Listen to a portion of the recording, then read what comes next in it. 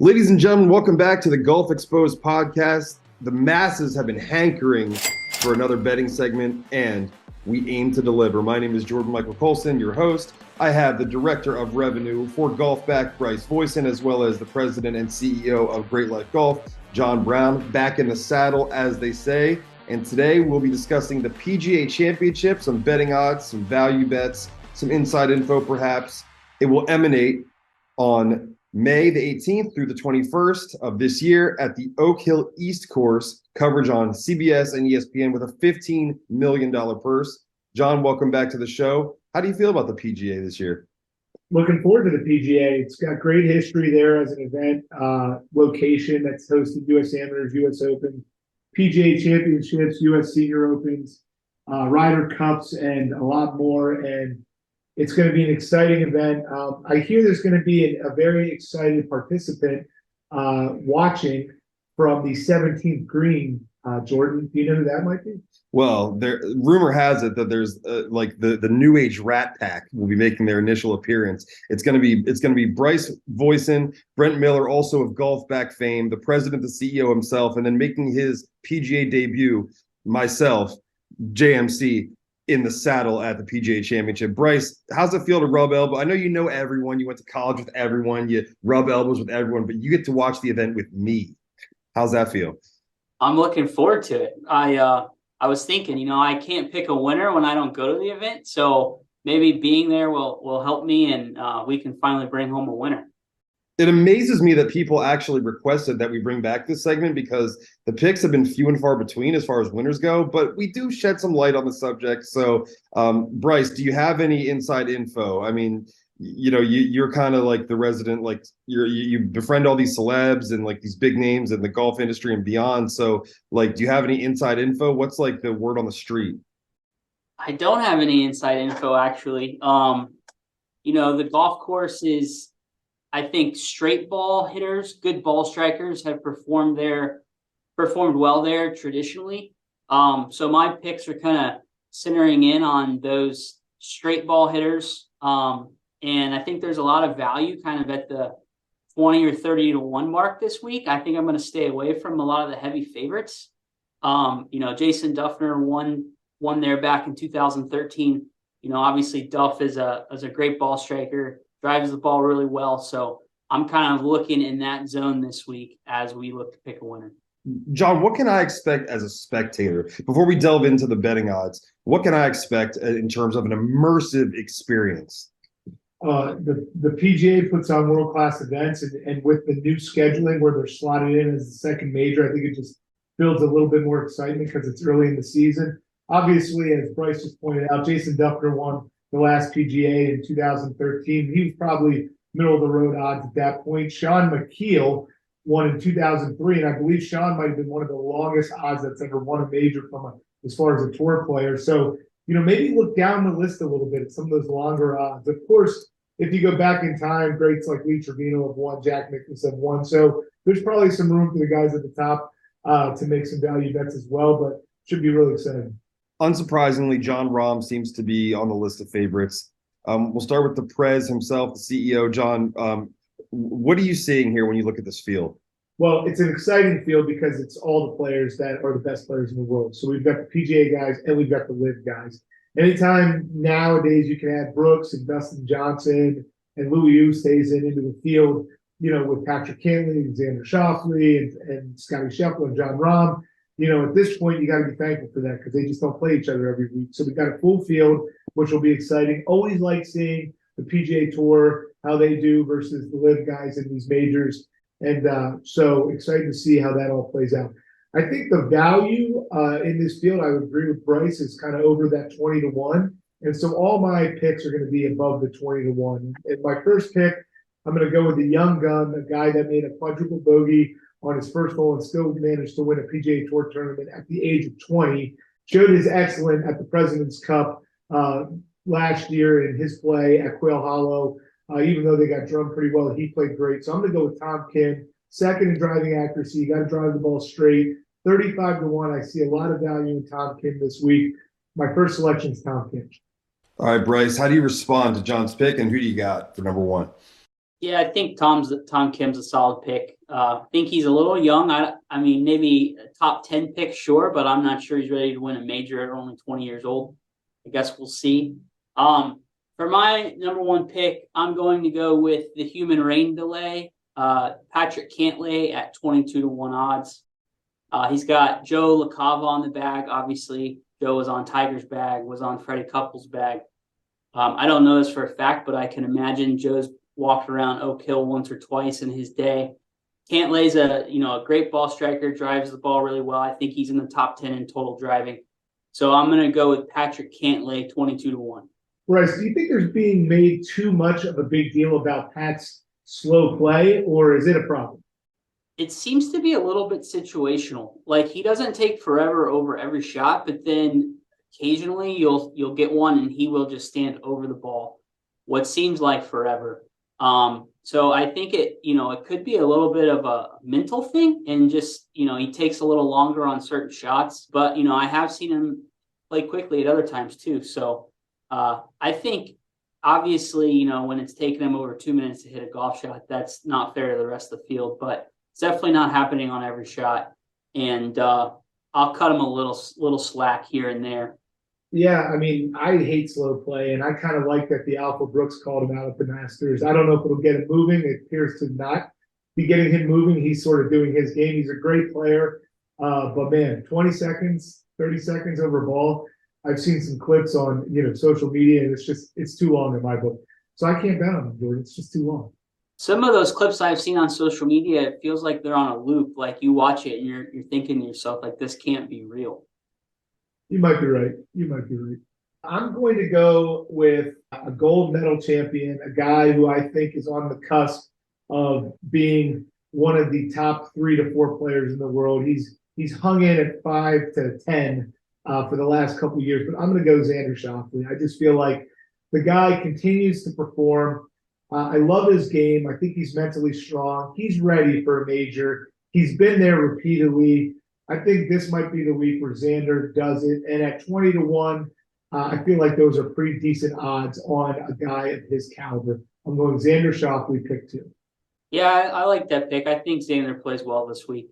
I'm going to respond with Sungjae Im. Sungjae is an absolute top 10 machine. He's played well in a lot of majors. He was top 10 at the Masters this year. I'm going to go with Sungjae. I think he plays well this week. Another really straight driver of the golf ball. Sungjae Im is my second pick. Sungjae Im plus 4,000 according to VegasInsider.com. All right, John, round out your picks. Who do you got in the third spot? Well, I'm going to go for some deep value in the third spot. I'm going with a young player. He's elevated himself from about 43rd in the world to 23rd in the world over the last 24th in the world over the last 12 months. I like his game. I like his demeanor. And at 60 to 1, that is a ton of value in my opinion. So I'm going with Sahith Theegala to break out 60 to 1 and create a lot of value for the bettors in the field. So I'm going Sahith. What do you think about that, Bryce? A little deep value pick. Bryce, talk some trash. You're like saying all his picks are decent, and he says yours suck. Yeah, I don't love that pick. Obviously, Sahith has been playing well, but John seems to like these young guys that are kind of breaking out. While I think that's fine and just your normal run-of-the-mill PGA Tour event, I mean, we're talking about PGA Championship here, a major, Oak Hill, history. I don't think these young guys are ready to win first. Well, Bryce, Sean McKeel was ready. That's true, but Sean McKeel was probably 100th in the world when he won.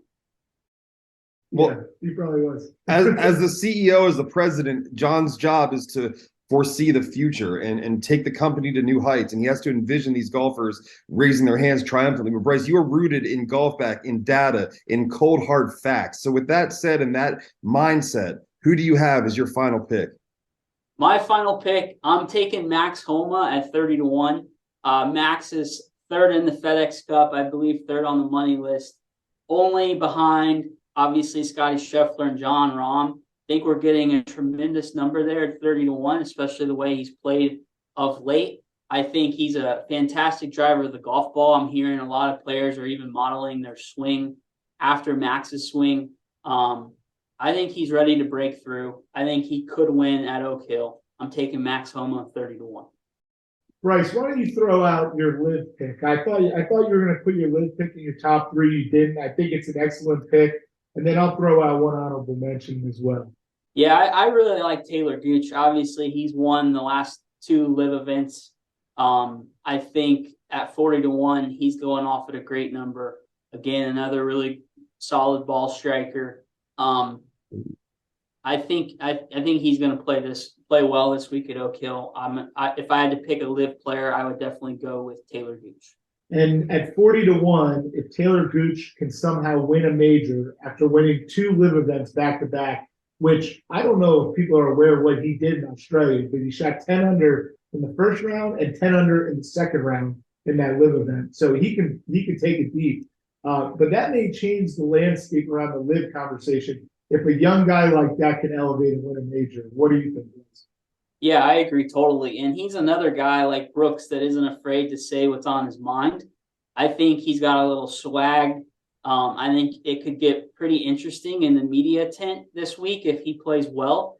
So, just for fireworks, I'm hoping he does play well because I think it will make the tournament a lot more interesting. All right, I'm going to give you a biased honorable mention. I actually was fortunate enough to play in an outing last week where Harris English was there, and he was doing a putting clinic, and then he did a putting routine while we were playing in the tournament. And great guy. You could banter with him, and just real good guy. Enjoyed my interactions with him. But he also played pretty darn well last week, and he's ranked 36 in the world. He's won 4 times in the PGA Tour, and he's at 100-1. That seems like some long odds. What do you think about Harris English, 36 in the world, 4-time PGA Tour winner, played well last week at 100-1? Those are some deep odds. Those are deep odds. I like that pick, but I'm a little bit biased because I like Harris personally. I think he's a good guy, obviously, kind of Southern guy, absolute stripe show on the golf course. And I really like him. So a little bit biased, but I think that's a good pick. Speaking of personal bias, just mark me down. Give me Tony the Family Man Finau at plus 3,000. Just put it down there. I'm going to bet on him every tournament this year just because I like the guys. And so we're going by personal interest now. Bryce, before we let you go, thank you for the picks, for the info. I don't know if you guys knew this. A little bit of a sidebar here. You got me, baby. Oh, he crushed it. Crushed it. Tiger Woods. Happy Gilmore. Ja Rule has discovered the game of golf, and he's become a massive fan. So first and foremost, I need to know your favorite Ja Rule song, and it can have a feature in it, but I need to know your favorite Ja Rule song. Bryce, you first. Ja Rule. Wow, you're putting me on the spot here. Not a huge Ja Rule guy, but I know he used to sing a bunch of songs with Ashani, and I don't remember the names of them, but I'll just go with one of those. Okay, one of those. John, you were a big Ja Rule guy. I liked Ja Rule back in the day, but I can't think of any of the songs. All I can remember him saying "living it up" all the time. If I remember, He did say that. All right, well, fine. Then we'll put it this way. This is what really decides it. Rank these rappers that rose to fame in the 90s or early 2000s, 1 through 5. We have Ja Rule, Nelly, LL Cool J, Ludacris, and the late great DMX. Ja Rule, Nelly, LL Cool J, Luda, and the late great DMX. I'm going number 1, Nelly. Shout out St. Louis, STL. Number 2, we'll go with DMX. I mean, he was solid. 3, we'll go Luda. Had some absolute bangers there in the early 2000s. 4, I'll say Ja Rule at 4. And I'm not a big LL Cool J guy. Ooh. So I'll go 5, LL Cool J. Although I'll say I'm just not a big fan of his acting. I prefer his rapping over his acting. And you ranked him 5? You said he's a better actor? Wait, you said... No, worse actor. So, oh my God. What? The LL... It's the disgust. I don't know. I'm not a big fan. I'm going to tag LL when we post this. I have it. My list is a little different. I actually like people that are clever when they rap, and so I would say Ludacris is number 1. I think he's the most clever of the group as far as how he put together, his music.